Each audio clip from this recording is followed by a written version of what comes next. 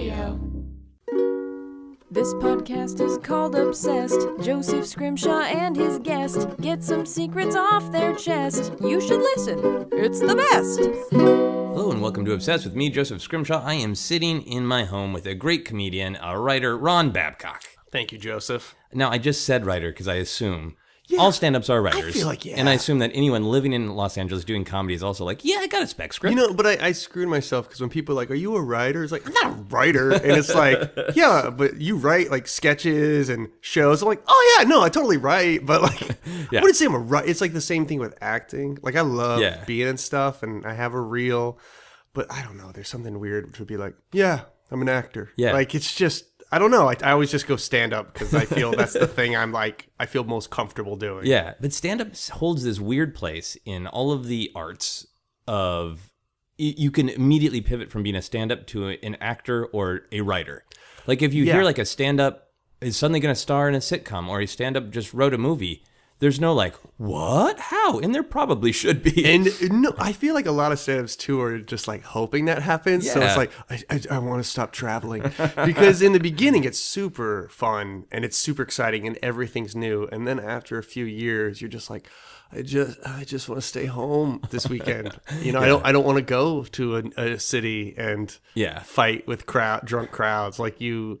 So when you can't pivot, I mean, I'll be honest, like the idea of being like a series regular on a show to me, like, I mean, some people dream of winning the lottery. I look at that like and be like, not even like a major part. I'm talking like the minor part. Right. Of the guy who just pops in every couple episodes. Just going somewhere, being paid. It's the same place every day. That seems awesome.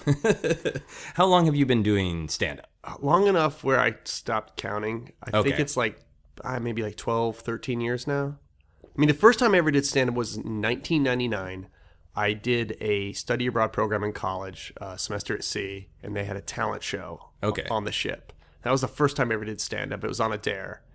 And then it went well. It was probably like still to this day like one of my best shows. It was killer sets. It was on a cruise ship. Yeah, it was like a cruise ship full of college students, and like everyone who was like, imagine like 700 people like watching you do something, and everyone wants you to succeed. Yeah, like everyone is on your side. Everybody is full of Mai Tais and margaritas, and they're like all like, "Don't tank, dude, and we'll think you're the best thing ever." And the jokes, they weren't jokes; they were just more like comments on things on the ship. So it was like hyper specific. Like I was like, that drip in classroom A, and people were like, oh my God, that drip isn't. Like it wasn't like, you know, it was just that. Yeah. And then I came back and then it would be funny though, every time I did something, like I never thought, this is going to sound weird, but like I needed money in Tempe. I needed a job and I wanted to be a waiter.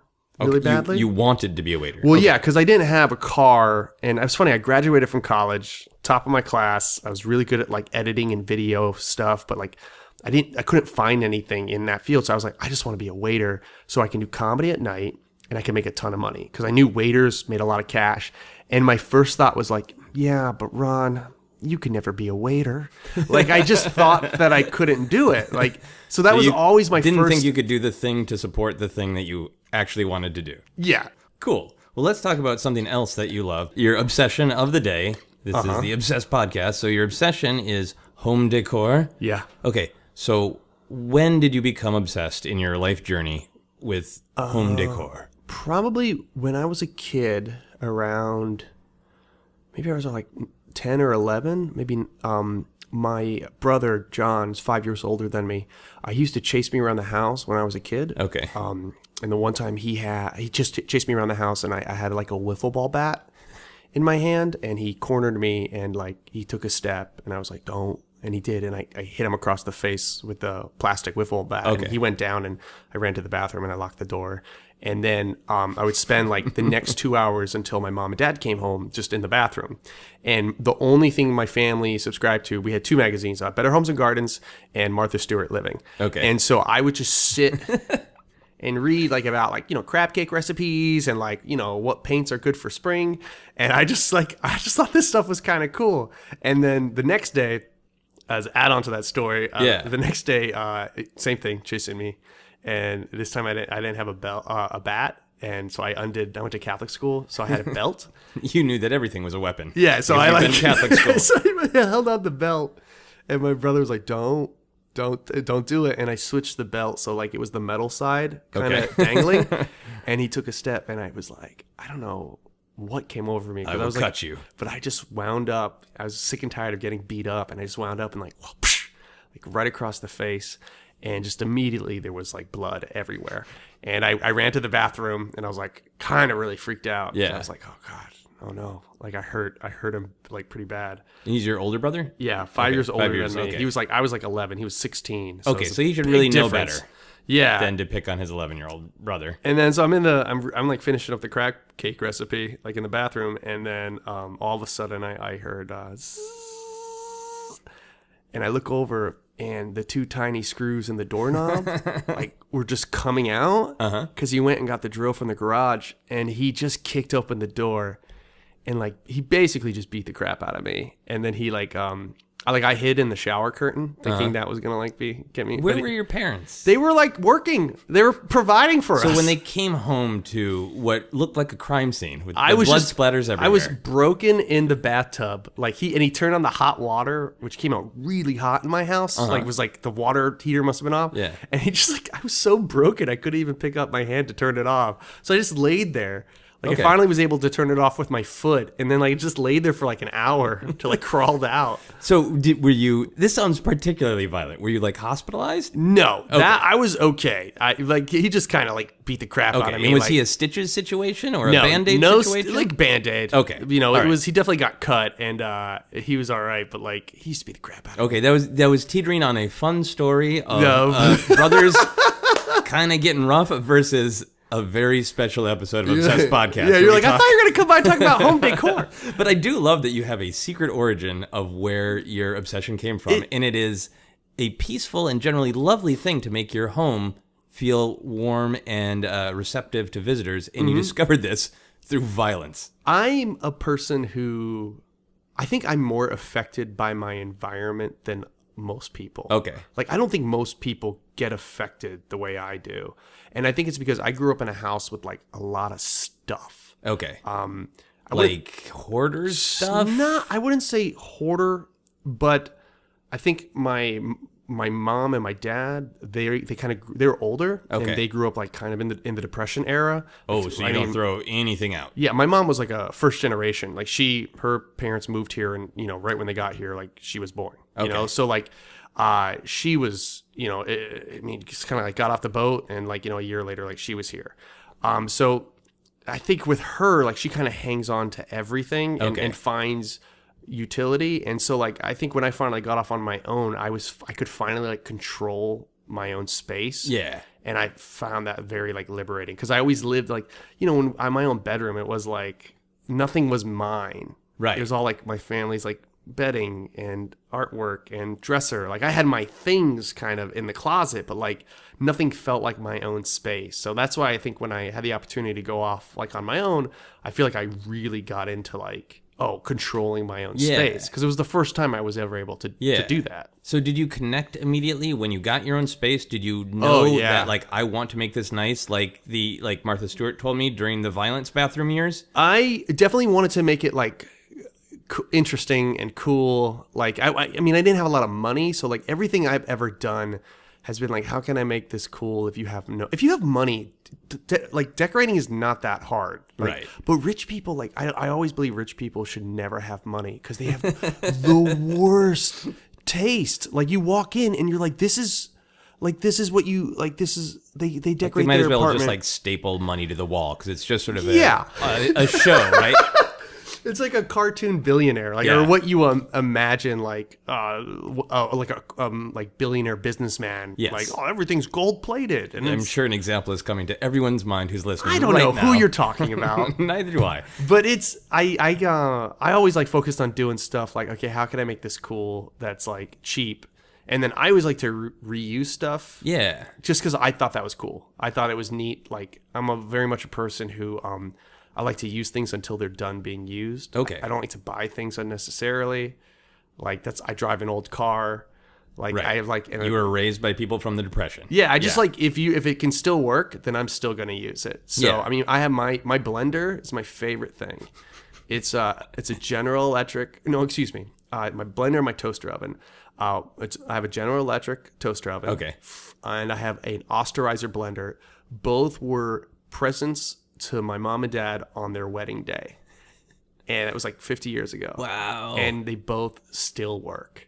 And did they hand them down to you in a sort of like ceremonial way of these still work because they were made back when things worked? You take them out into your world, into your life, son. Well, they went down to like all my siblings, and they kind of went to my various siblings, kind of had them, and then they passed them on to me. And I mean, the blender is like, here's what I like about the blender. Ready? I'm ready. Dude, two settings.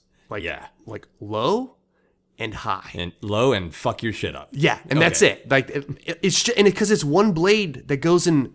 I don't understand like blenders and how there's like pulverize, pulse, and like mince, and I'm like, it's one fucking one blade, man. Moving like, at different speeds. Yeah. Why? How do we screw this up? I just like on and off, and then like really on. Yeah. Those are the settings, Yeah. and it works great. Okay, so you had your early apartment. You were in your 20s, I take it, or younger? I moved out to Tempe, Arizona from Scranton, PA at around like 24. Okay, so you're not loaded. You want to make it look beautiful. What did you do to make it look beautiful? I think back then I was like, I think I like Urban Outfitters was around. Okay. And I was like, whoa, this place is so cool.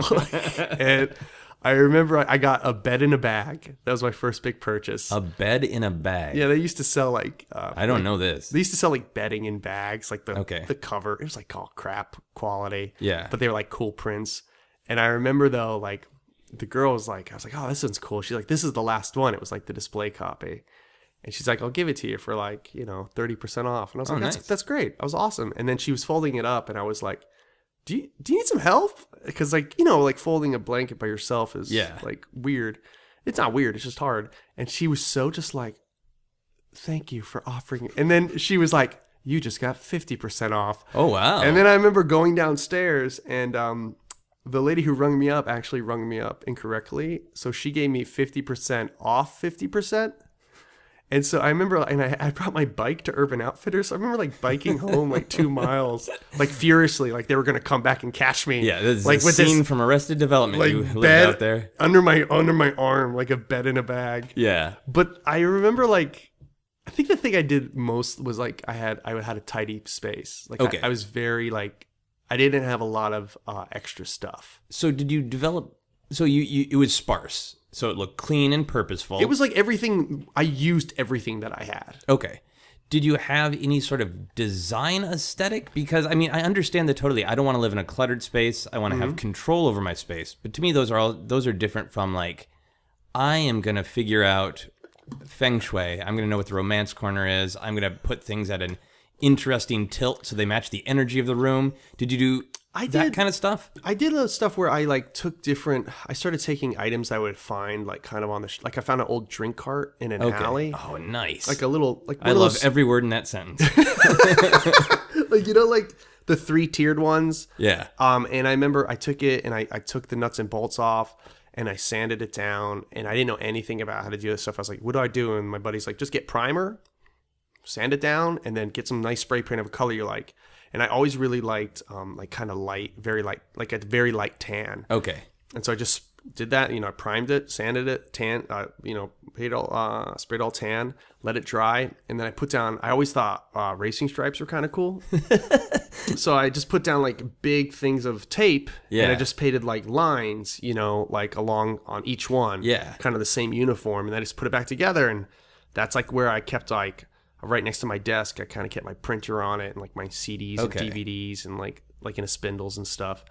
And then same thing. I just got into like I found this other like carrying case and I did the same thing. I did tape and I just spray painted like a cool racing stripe design. Yeah. And it was funny. Like people would come over and like, oh, where did you buy that? And I was like, well, I made it. And it wasn't like it was. I'm not like a wonder kid when it comes to this kind of stuff. I just kind of like fumble my way through it. Yeah. It's paint. If you screw up, whatever, you just paint over it. You it's repaint fine. it. Yeah. So when you started doing things like that, obviously you get to create something that is aesthetically pleasing to you. Mm-hmm. But was your interest in it more that I have control over this? I created this. This is mine? I think it was definitely both. I feel the best about myself when I'm making things. Okay. Whatever it is, like I feel such a sense of productivity and accomplishment. And that is like making a video or something like that, like great. But if I make something with my hands and it's some tactile experience, I don't know what it is, but when I'm done, I feel so proud of myself. Yeah. And I feel so good about it. And whenever I see something that I made, like in my house, even it could be something simple as like I had to frame something once, and I don't know, framing's expensive. Yeah. So I just measured it, and I was like, oh, this is like 24 by 36. So I just went to Goodwill. I took my tape measure. Yeah. I found a 24 by 36 frame, and I didn't like the color, so I just gave it a light sanding and spray painted it.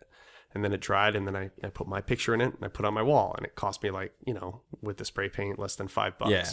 And if I framed it, it would have been like $60. And now it's like whenever I see that frame with the little red frame that I spray painted, like I have almost like just this little kind of like release of endorphins or like just this sense of accomplishment. It's like a little joy moment. I made that. Yeah. And it's not perfect. There's a little dribble on the one left side, but like I love the fact that I didn't spend $60 to do that. Yeah. And it still looks cool. So yeah, they give you these things you're making and adding to your home are giving you joy, little bits of joy that add up repeatedly. Mm-hmm. Do you enjoy doing those things in the moment, or are they a task you need to get through? No. Okay, this is like personal therapy. This is my gosh. Throw on a movie, have a little project. Oh, do a little sanding? Good, yeah. I love that stuff. Like when I have time, like there's a million little things that I want to do around my house right now. And I view that stuff, it's like a piece of fudge, man. Right. Like it's like when I get to take a break from like writing or just like doing comedy stuff and like sending out emails to bookers and just where I just get to be like, I'm just going to like paint a bunch of terracotta pots white. And then I'm just going to draw on them with a black marker, draw weird designs. And then that's cool. Like that to me is like the best Saturday ever. So that makes sense to me because you're making something. But you also have an investment in having a clean, sparse space. So does your enjoyment extend to like, oh man, I'm clean, I'm doing dishes. I'm doing maybe chores. A little bit. Like, I wouldn't say sparse. I just say like everything has a purpose. Okay. Which can lead to sparse. But I wouldn't say our place is like Spartan where you walk in and it's like nothing's in it. Okay. It's like there's stuff. It's just everything we have, like we use, Yeah, okay. But I guess once in a while I'll get like that. I used to like when I lived in a studio apartment. I don't know if you ever do this. Like you ever just decide you're just going to be disgusting for like 3-4 days in a row. And you're just like ordering pizza. I used to do this thing where like I would go through all my plates and all the plates would be done. And so I would just like lie like half. I'll be honest, I'll lie naked in my bed. Take that half away. It was a studio apartment. There was like it was like the bed or nothing. Yeah. And I would just eat pizza and put the pizza on my chest. And I just like that was my plate. And I would fall asleep and then that makes sense. You like things to have a purpose. And then I'd wake up and the pizza's still there and I'd finish it. Like it was just I'm a disgusting man. You fell asleep with pizza remnants on your chest place. Not even remnants, like half a slice, I call it chest pizza. And you would and then I'd wake up and I'd be like, oh damn, pizza. Yeah. And I was just disgusting. Like it was and I wouldn't leave the house, I wouldn't shower. And then after like 3 or 4 days of that, just like binge watching stuff on Netflix, I would be like, all right, time to get clean. And then I would like do a purge and I would clean my entire place. Like, the sinks, the bathtub, myself, vacuum, dust, tidy up. And I would feel an insane sense of accomplishment from that. Of course. I also enjoyed just the filth. Yeah, you have to go low before you can go high, right? Exactly. That's a wonderful way of putting it. So you're obviously with someone now. Yes. A longtime partner, you said before we started the podcast? We've been together for 2 years, but we've been living together for 1 year. 1 year. Okay. What has that experience been like? Because now you have things that you've created. You have this philosophy of everything must have a purpose. You have experiences where you have destroyed your space with pizza filth so you can reconstruct it. And actually, now you have to share that with someone else. I haven't done chest pizza since Jamie and I have joined forces. Have you tried to talk her into it? No, let's just have a chest pizza weekend. She is fully into pizza with pants on. She is not a chest pizza kind of girl, as much as I've tried. Yeah. It was something that I was nervous about. Yeah. Because I know I'm the weirdo when it comes to this stuff. Like how are you a weirdo? I mean, I think it occupies a lot of my mental space. You know what I mean? Like much more than most people. Like I get affected by if I'm living in like a very crowded environment, like that really, like I can't just be like, oh, I'm cool. Like maybe if I'm staying over somebody's house and it's like, I know it's going to end, I'm fine. Yeah. But if I'm like, if it's my home, if it's my space and it gets crazy, like that makes me crazy. Yeah. But she's been phenomenal about it. And I think I've also calmed down a lot.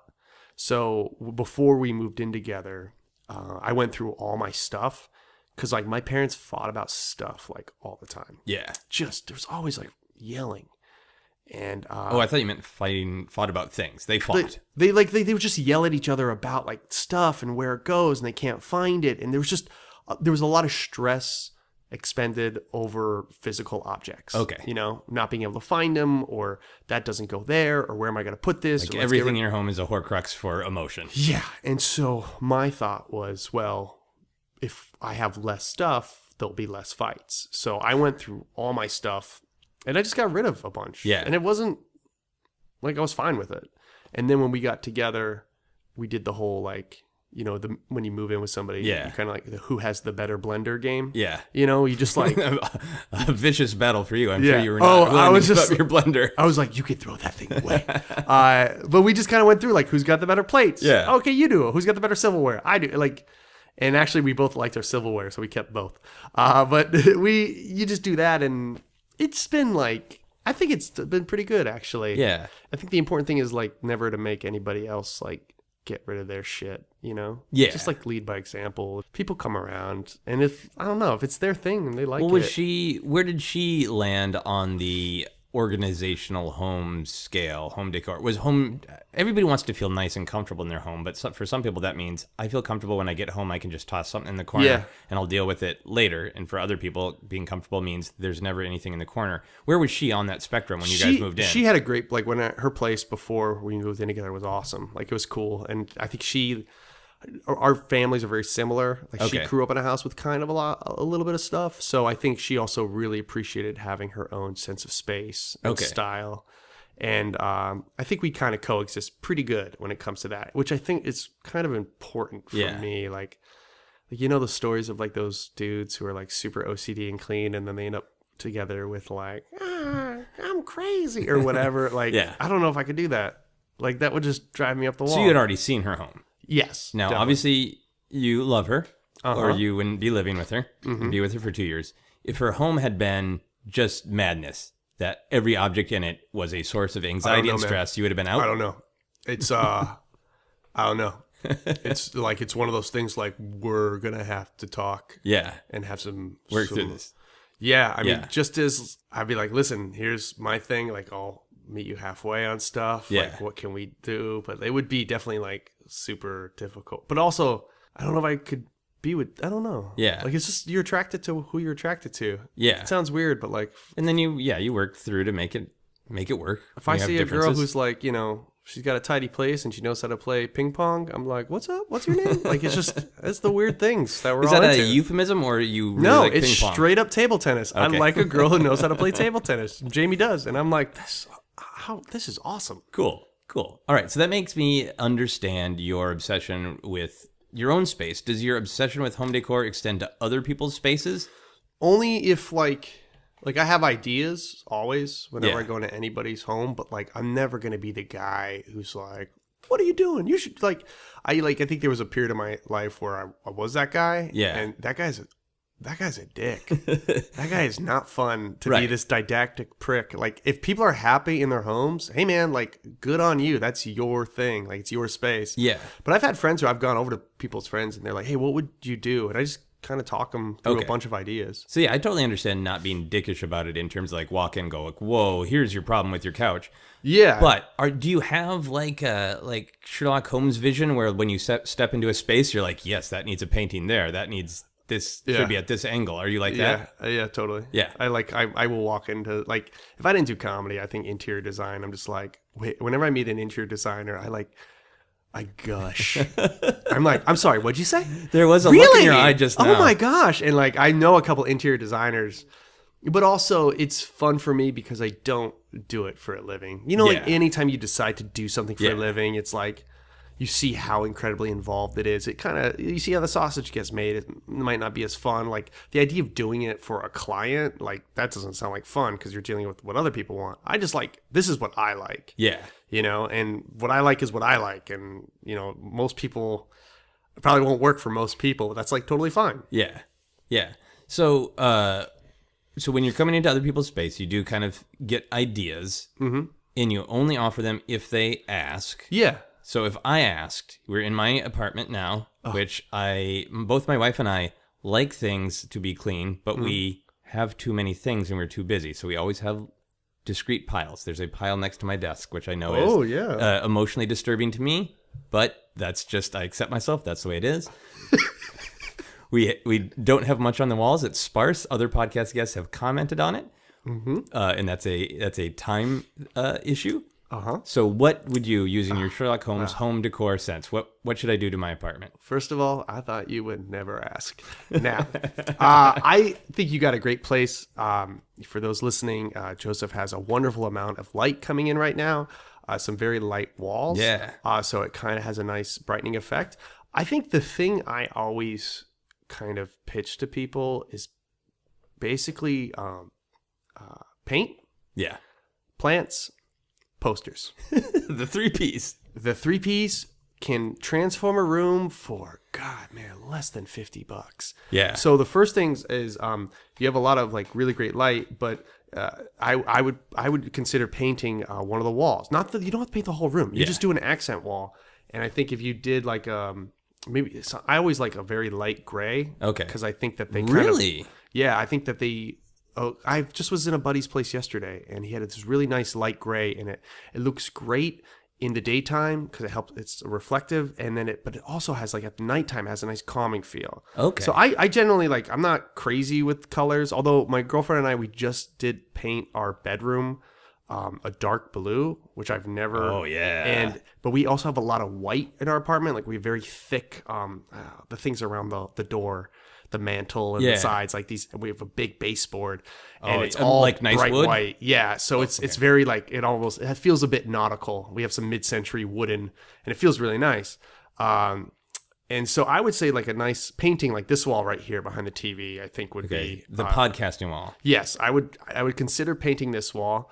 I definitely would add some more plants. Like over there, right by the corner, I would just put a small screw in it and just do a nice hanging plant. Hanging plant from the ceiling? Yeah, or you can get some nice kind of really simple, like, I mean, the great thing about like succulents are like, if you want to kill a succulent, like you really got to go out of your way to kill a succulent.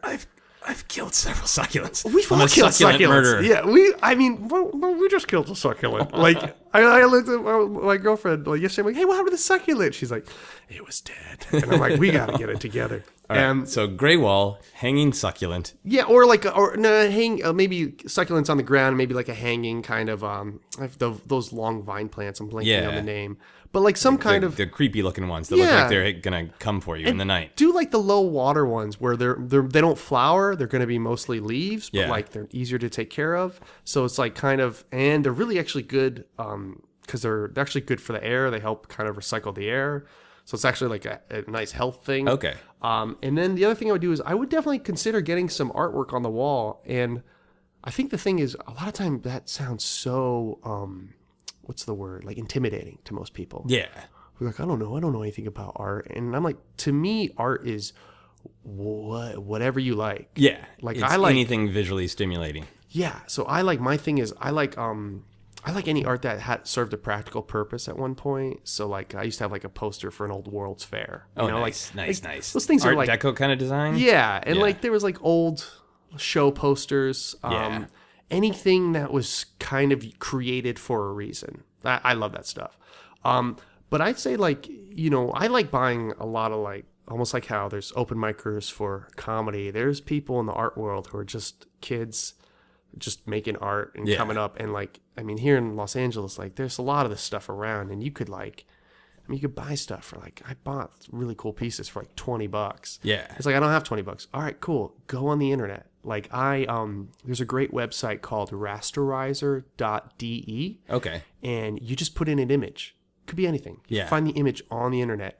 And what it does is it blows it up over multiple pieces of paper, and it rasterizes it like a photo in a newspaper would, with those dot matrix. Dots, I think. Yeah, and it does that just black and white, and it puts it over whatever 8 pieces of paper, and you just put that on your wall, and it looks rad. Like it looks cool. So there's all these things you could do where like I would get posters, and I never had money for framing, because framing is you pay more for the frame than for the poster. So I ended up, I once saw online somebody use binder clips, like black and silver office binder clips. So you just put in 4 nails, hang your clips on them, and hang up the poster. Takes a little takes a couple minutes. Yeah. Another thing I did was I had a print, didn't want to frame it. I saw a guy was selling antique hangers. Oh, nice. They were like 3 for $15. And I was like clothes hangers? Yeah, like an old wooden hanger, like you used to hang paint, and with a metal hook. And that and you would like kind of close it. And if you wanted to open it, you would have to move the metal hook, and that would like release it. And I looked at that, I was like, oh, that's really cool for like holding like an 11 by 17 like show poster. Yeah. So I was like, oh, all right. And I was like, how much was it? And he's like, it's $15 for all 3. And you're like, that's $5 each. Okay. Yeah. And then it's just little things like that where you start to build. And if you just put a little bit of color on the walls, you get maybe 3 to 5 plants, and you just put in a couple pieces of art, which can literally be anything you think is cool. Yeah. No problems with finding art that we want to hang. It's always, for me, the time battle. But I'm inspired by the plants, because also I'm thinking that we could get like 8. Mm-hmm. And then if we kill 4, we're still in business. Make it Sunday's your watering day. That's how I do it. Sunday's like time to water the plants. Okay. Because otherwise my girlfriend and I will both water them. And then we're like, why is this dead? I've been watering it. And I'm like, oh no, I've been watering it too. We've been torturing the plants. You know what else I've been doing is I found these, I love going to like yard sales back home in Northeast PA. And I found these awesome, Mr. Daru. It's this guy who, he has been going to yard sales since he was a kid. And he has a garage full of he has like old mining equipment, like the raddest stuff you've ever seen. And he had these old elephants from a circus that came to town, like kind of the show posters. Okay, nice. This giant elephant. They're only like 2 colors, and just great design. And it was like not the Ringling Brothers, but it was like Barnum and Bailey. It wasn't. It wasn't It was like the competitor. I think they were called like the Von Dutch Brothers. Okay, like they folded. But I have the posters, and I have a bunch of them. I don't have room to hang up all of them, but I have room to hang up one. And I was like, I can't use the clips; it's too heavy.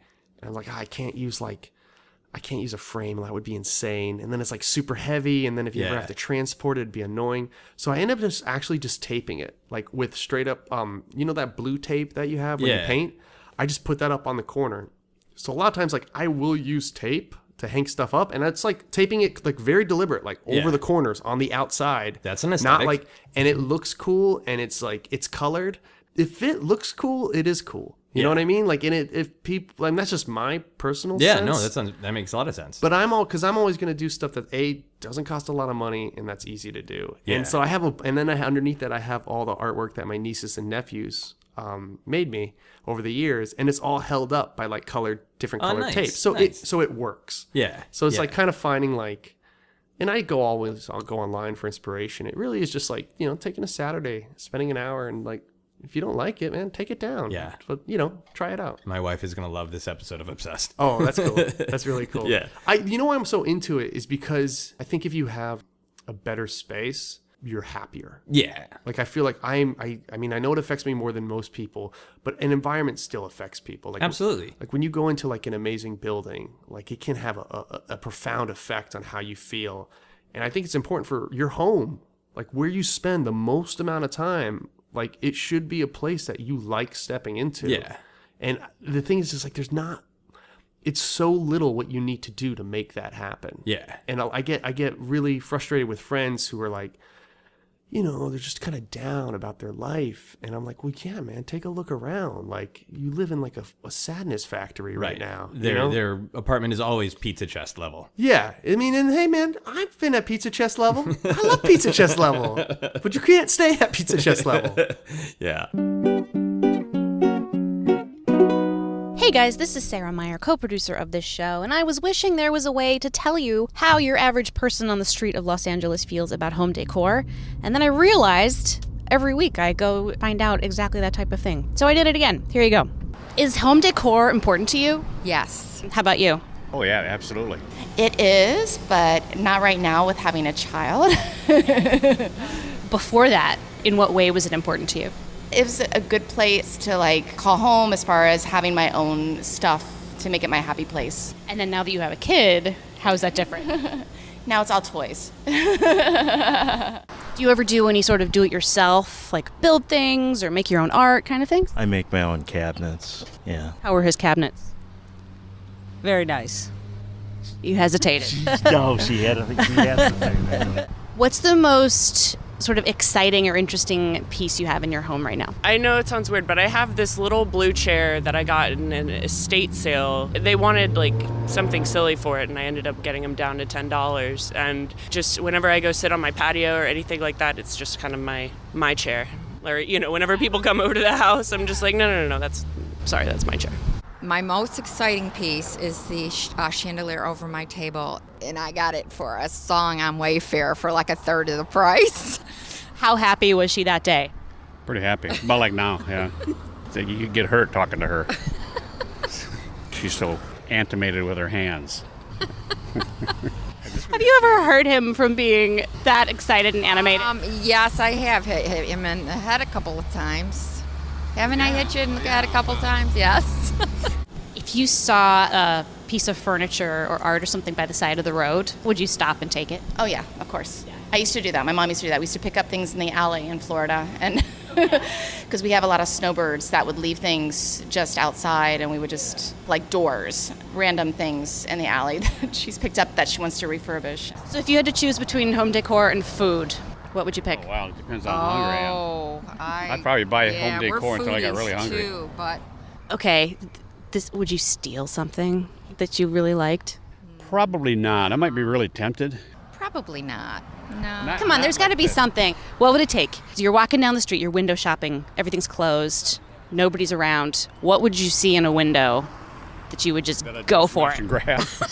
What would you do? I don't know. It has to be a whole case of Rolex watches because I'm going to go to jail. I'm going to go to jail for a lot, not just stealing some little piece of furniture. Oh, you wouldn't. Really? A Rolex? No. No. We're going to move on to our How Obsessed Are You questions. Ooh, so these okay. are questions that I ask everybody across all the podcasts just to get kind of a sense of how different people are obsessed, how they express it, what level they're at. So do you think about home decor every day? Yeah, absolutely. You kidding me? Yeah. Specifically my home. Right. Stuff that I want to do. So you're always tinkering, always improving, changing? Yeah, or like I know, like I'm coming out with like an album, and when after the album comes out, I'm gonna reward myself by letting myself really reorganize my closet. Okay. And believe me, I know how weird that sounds, but we all have our things. It's not that weird. It's a little weird. Like as a treat to myself, I get to reorganize. No, well, I guess it doesn't sound at all weird to me because you so fully explained where it came from. It's basically like it allows the ability. It's all about control. Yeah. And so for me, it allows me to exert control over my life. Right. No matter what happens when the album comes out. Yeah. This is one thing that I can control. Yeah. And I grew up. I have 3 older sisters, 1 older brother. So we had a house that wasn't exactly large. So, the idea of always having my own space is just like, oh, it's awesome. Yeah. The weird thing would be is if you were forcing it on other people, which you're really aware of. Yeah. It would be weird to be like, my album's going to come out and then You I'm need going to to clean your reorganize closet. Joe Starr's closet. Yeah. You really need to clean your closet, Joe. Okay. It's album time. It's album Get time. that cleaned up, Joe Starr. Come on. Has home decor ever made you weep? Weep. Wow. I don't think it's made me weep. Like you've never seen anything so beautiful that like a little bit of tears swell up. I've definitely been in buildings that have made me kind of almost tearful, or just like giving you such a sense of wonder and awe. Yeah. That brought me at that level. But home decor specifically, I don't know. I don't think so. Yeah.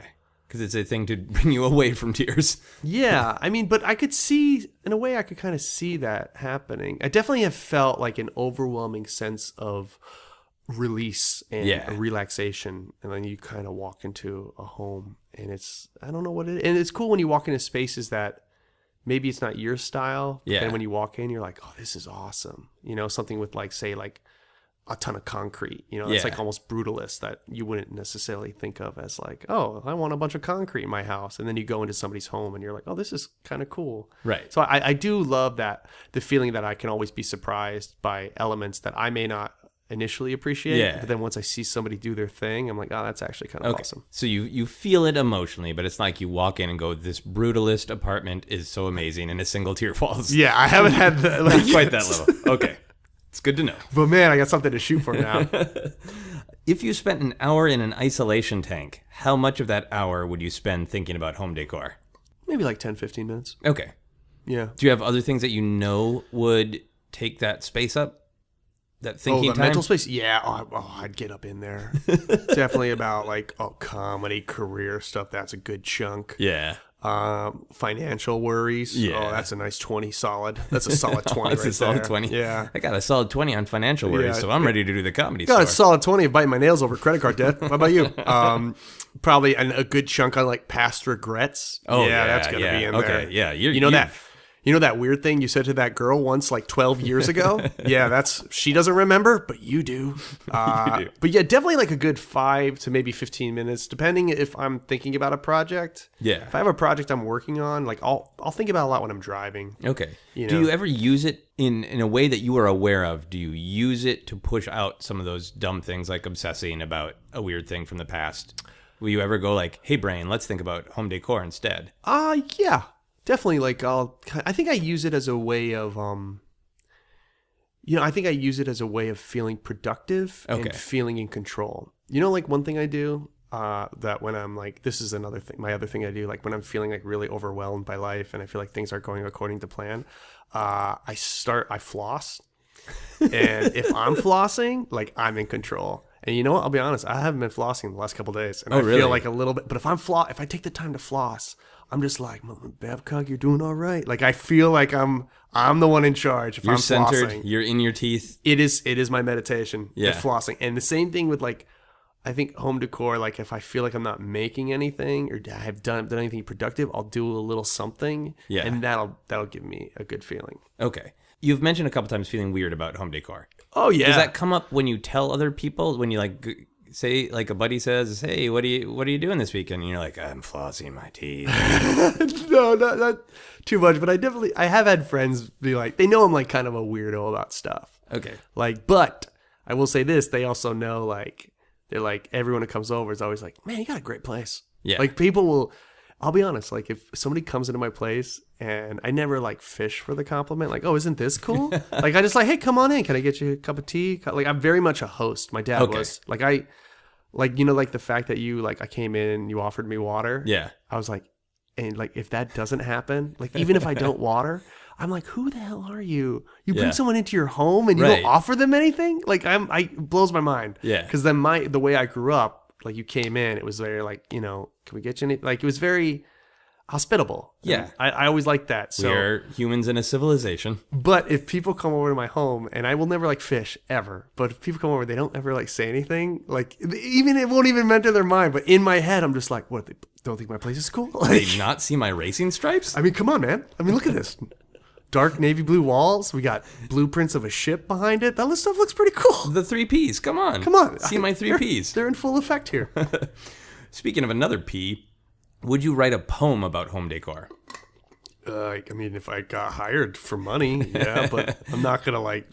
No, But I don't. home think decor is your poetry, so it's redundant. Yeah. Why write the poem? My pen is the piece of garbage I found. Actually, I saw something on the way over here that I might stop and get. You on the saw way some back. garbage in Hollywood. I did. It was on Los Feliz Boulevard. Okay. There's a instead of having a dry erase board, I saw this thing online where you could just get an old window. Okay. And you just write on the window and kind of wipe it off with just Windex, and just a way of like any nice. to-dos. I'm a big whiteboard guy. I love them. Yeah. But I saw like a really cool old window sticking out of the trash. Glass wasn't broken and it had like nice thick wood. Yeah. And I was like, oh, that's rad. Did you stop and pick it up? No, because I was running late. Okay. But I made a mental note. I'm like, I'm going to see if that's still there on the way back. Okay, we'll keep moving on the podcast so you can get your window. Yeah, come on. I got some trash I got to haul. Would you... I fish so much stuff out of the garbage. Oh, really? Oh, man, yeah. See, this is a public service. I almost got in an accident. By my house, I saw this like mid-century kind of side table, like with angled legs. Like Yeah. I was like, and it was in the middle of a yard, and the sprinklers had just turned on. Yeah. And it was like getting wet, and I'm like, you got to be kidding me. And I pulled over and like almost like stopped short, and the guy behind me almost hit me, and I like ran out and like, you know, grabbed the bedside table, and I basically used that for like a few years until I was moving it, and my friend J.G. Francis accidentally threw it away. What a jerk, J.G. Francis. J.G. Francis accidentally threw my bedside table away. I'm going to consider this when I decide your obsessed rating, because I rate everybody's obsession. Mm-hmm. You have a nice thing with your obsession where when you start describing a piece that you found, your tone of voice actually changes. Oh, no. And Really? It's very in a good way. Oh, it's in a very peaceful? Yeah. I don't know what you're talking about. But I did once find this couch. It was glorious.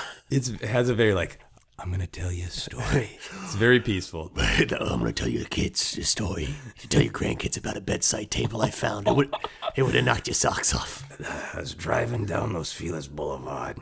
When you find like street furniture, like trash street furniture. Yeah. And like, that's like, so you're like, this cost me no money, but it looks cool as shit. Like, it's a very validating feel. Yeah, I know it's that powerful. doesn't always fit in everybody. My sister Marion, man, she finds stuff on the street and she'll bring it home and sand it, and it looks amazing. My buddy Cody, he found a chair a couple weeks ago, like on the side of and it was like this metal chair. Okay. And kind of cracked leather. He went home and he kind of like searched for it online, and apparently it's this like chair from the 60s that fully restored is worth $11,000. Wow. So like, I have so many friends who find stuff on the side of the road that is like, my buddy Sean just found this like tiki bookcase thing that's like so unique and interesting. Yeah. And I'm like if you want to get IKEA, can I tell you, never buy anything from IKEA. If you're looking for a bookcase or a desk, Yeah.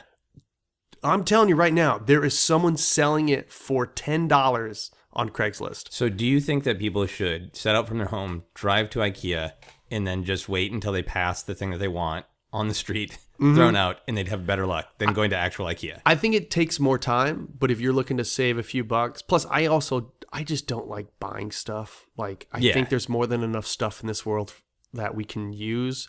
Like, I don't necessarily think you need to buy things that are new. I really like using used furniture because they're still useful. So I think if you go on Craigslist and you type in IKEA bookcase, I guarantee you will find a bookcase. It's already together. And you know what? There's lots of dudes in cities who you can hire with a pickup truck for like an afternoon for $20. It will be cheaper and cost you less time than buying it brand new. Yeah. It might have a little bit of wear and tear on it, but like, to be honest, like, I like that.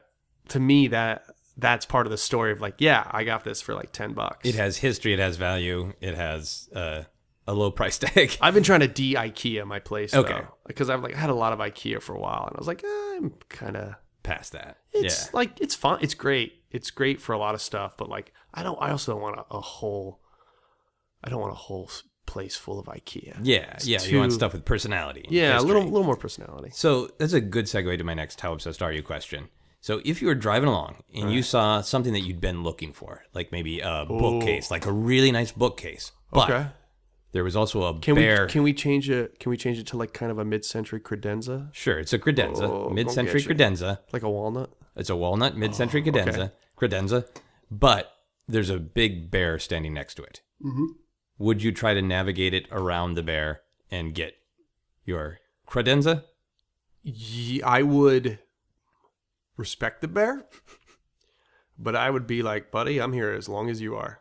Okay, so you would try to wait the bear out. I will wait the bear out. I'm not going to screw with the bear. I know you're not supposed to do. I honestly, right before I came here, I watched Grizzly Man. So, you know, the Werner Herzog movie about the guy who's always screwing around with the bears and then dies. It was for another podcast. I had to watch Grizzly Man. So I would respect the bear. Okay. So I'm fresh off of Grizzly Man right now. Right. But I would. That thing is coming home with me, man. Okay. I'm not gonna like pass that up. Okay. A walnut credenza. Even if you're running late for something else, for another they will important podcast understand. date. Are you kidding me? I would have been thrilled if you had texted me and say, I need to outweight a bear. Yeah, I would burn a podcast day. And if you're my friend and you know that happens and you don't understand, like, Come on, man.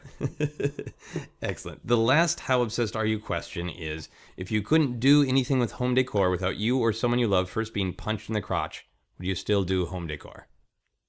Oh, I have to get punched in the dick every time? Yeah, in the crotch. You can angle it.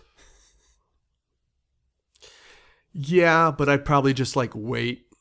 Yeah. It would be like, all right, we're doing it one day a month, or one day every 2 months. Yeah, one day every 2 months. So And it's then not I that would different than what take you it. already do. You do harder, stressful things, no, and then except- you get a reward. Except now I just get punched in the dick. That's a hard and stressful thing, isn't it? Yeah, sure. Yeah. I think I'd do it. I enjoy it. And then otherwise, It's going not low so you can go high. Yeah, Just- there you just go. like the pizza exactly. chest. It would be kind of a more intense version of chest pizza. Yeah. Certainly not as enjoyable. No. I asked everyone to make a noise to sum up their obsession. What kind of noise can you make to sum up your obsession with home decor? Oh, that's really good. Probably. Oh. Is you're seeing the potential. Oh, yeah. Oh, yeah. Is that the noise you made when you drove by the window? No, the noise I made was actually it was. I just was it was more like it was more a no way. a lot of and a lot of no way is when you feel there's nothing better than the moment you feel potential. Yeah. That is just one of the best feelings in the world. Even better than the actualization of that potential, because it rarely lives up to the potential that we want it to. In usually it goes in another direction and you end up on something that you never thought it'd even be. Yeah. And that is his own satisfying thing. But that moment of feeling potential, whether it's like a joke or a person that you meet in a bar or something that you're excited by, or like a weird mid-century walnut credenza that you know you could bring back to life, like that kind of stuff. I love that moment of pure potential. That's the best. Okay. I'm going to rate you on a scale of 1 to 7. Okay. I use 1 to 7, and then I try to give it a little bit more flavor. So I'll say out of 7 credenzas, I think you're like 6 credenzas obsessed. I think you're pretty obsessed. Wow. I'm okay with that. Yeah. I would actually, if you said like 3 or 4, I was going to be like, oh man, I got to get my shit together. You clearly have integrated it into your life. It is a part of your everyday existence, which is kind of the point. It's a reward system for stressful things. And you also clearly have both practical and sort of philosophical connections to it. Now, do you have people on the show who sometimes only you're like, hey man, you're like a 1 or like a 2? Sometimes, not usually on the one-on-one episodes. I do like group panel episodes for like live shows. Oh, okay. And every once in a while I'll get somebody like, are you interested in this? Because I want like a different level of perspective. Okay, that's cool. I did an episode about time travel, and my friend Mary Jo Peel from Mystery Science Theater 3000 was like, hey, can you do this because you're so funny? And she's like, yeah, time travel's fun. Time travel's interesting. Okay. Every question I asked her is like, this is just stressful. This is awful. I wish I could go back in time and not do this. She was like real negative on the obsession. that's She's like, funny. no, it's just the more I think about it, time travel is stressful. Yeah, that's so really funny though. it happens. But that is most like, people are like, I would say around like 4 to 6. okay. Usually. And 7 is just like, but Yeah. I wouldn't want to be a 7 7's maybe getting into trouble. because I feel like I feel like I would stop other aspects of my life that Exactly. are valuable if I'm a 7. I don't think I want to be a 7 on anything. Yeah. You know? Like, because I think obsession there's a point of diminishing return. Right. There's a reason this podcast is called Obsessed instead of Things You Like, because I'm interested in that, like, how far can you take a Also, thing you like? things you like just didn't pull as well. It really did not. Things you like. Do you want to be more specific? No, I just like I'm things. fine. You know what's great? Things. Speaking of cool things, this is our plugging portion. I know you've got an album coming out. I believe the podcast is going to come out the day your album does, which is March 30th? March 30th, right? 2017? Tell people about your your album. But that's today. I have an album coming out. It's my first one. I'm very excited. It comes out March 30th via Sure Thing Records, and it's going to be on iTunes and everywhere where digital stuff is sold. It's called This Guy, which I kind of just came out with a bunch of fake album names for a few weeks and really confused all my friends. And they were all awful. Like they were like Me Love You Ron Time and like what were they? They were what were they? There was like Always Darkest Before the Ron. You're Going the Wrong Way. So all pun-based. All pun-based. And then, like, my brother thought it was real when I said that Disney sent me a cease and desist over using the name Cool Runnings, a bobsled story.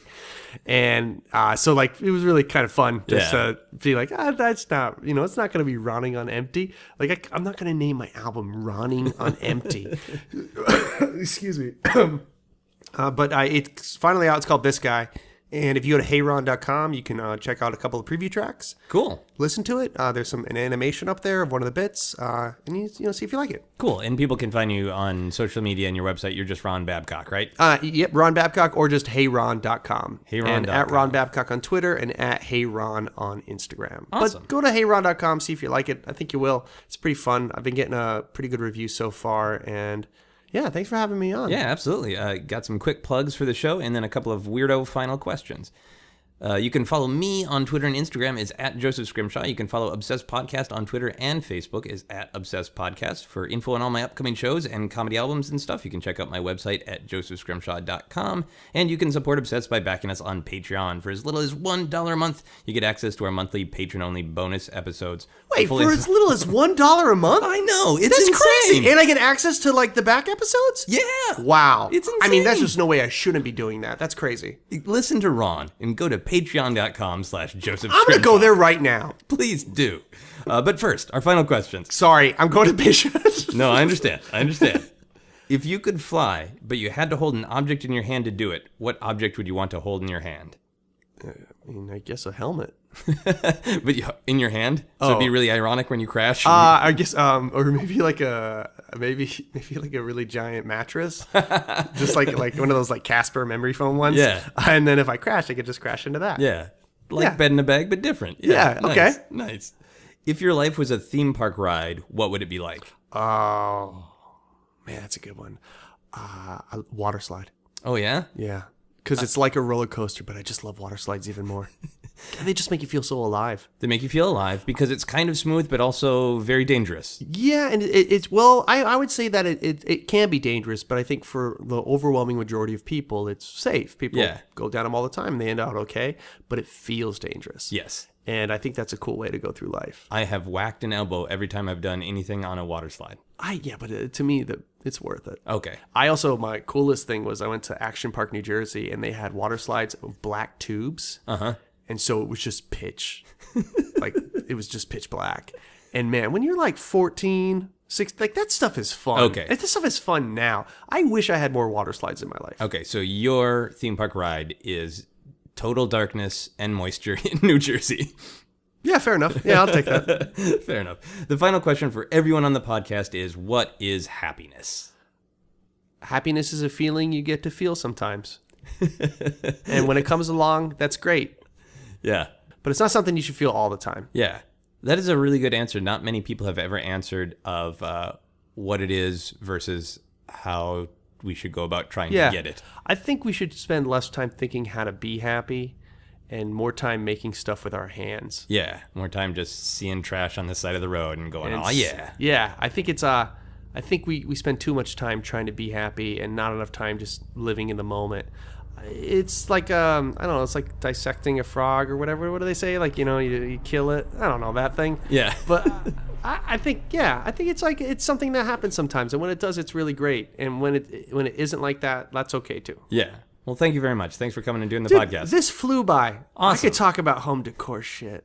So after this is done, I have some ideas. Awesome. You're going to get into it. I'll try to do the 3 Ps. Okay. For the next time you're on the podcast. We'll All see how right. my Ps are coming. Okay. That is our podcast. Thanks, Joseph. You've been listening to Obsessed. Joseph Scrimshaw and his guest shared some stories with the rest. Rate 5 stars if you're impressed.